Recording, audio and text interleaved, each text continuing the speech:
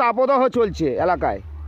ইতিমধ্যে বিভিন্ন জায়গায় সরকারের পক্ষ থেকে পানীয় জলের ব্যবস্থা করা হচ্ছে, কিন্তু হঠাৎ এমন কি সমস্যা হলো পানীয় জলের ব্যবস্থা থেকে কিছুটা বঞ্চিত হচ্ছে এলাকাবাসী?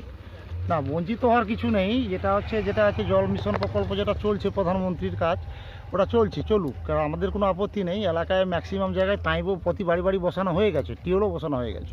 কিন্তু বর্তমানে দক্ষিণ চন্দনপুরি মৌজাতে দুটো পাম্প হাউস হওয়ার কথা ছিল, একটা অবৈধভাবে উত্তর চন্দনপুরিতে ট্রান্সফার করা হয়ে আছে।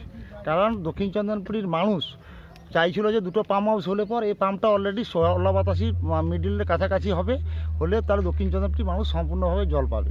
এটা হচ্ছে মানুষের প্রত্যাশা এবং আশা ছিল। এই মতো অবস্থায় যখন ওনারা কোনোরূপভাবে মানুষের ধাঁধাবাজি শুরু করেছে, শাসক দল এখানে একটা ধাঁধাবাজি কাজ করছে। তার জন্য এখান থেকে 600 মিটার মিনিমাম আমাদের ম্যাপ পয়েন্টিং আমাদের কাছে তথ্য প্রমাণ আছে, এখান থেকে 600 মিটার দক্ষিণে হচ্ছে পাম্প হাউসের পয়েন্ট। সেই পাম্প হাউসটাকে সরিয়ে এনে অলরেডি 600 মিটার উত্তরে করা হচ্ছে।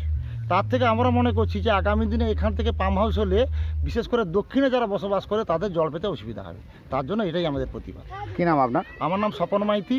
এই মতো অবস্থায় আমরা পিএইচসিকে আবেদন করেছি, মার্কস পিটিশন করেছি এখানকার জনগণ। আমরা প্রধানকে করেছি, হরিপুর প্রধানকে আমরা অ্যাপ্লিকেশান করেছি, বিডিও নামখানাকে। কোনোরূপভাবে ওনারা রেসপন্স করেনি এবং কোনো অরিজিনাল কাগজপত্র পিএইচসি থেকে, প্রধান থেকে, বিডিও থেকে কেউ কোনো রকমভাবে দর্শাতে পারেনি। তার জন্য এখানকার বর্তমান যিনি ঠিকাদার আছেন উনিকে বলছে কাজ করতে হয় আপনি করুন, না কাজ করতে আপনি চলে যান। এটা হচ্ছে প্রশাসনিক দিকের বক্তব্য।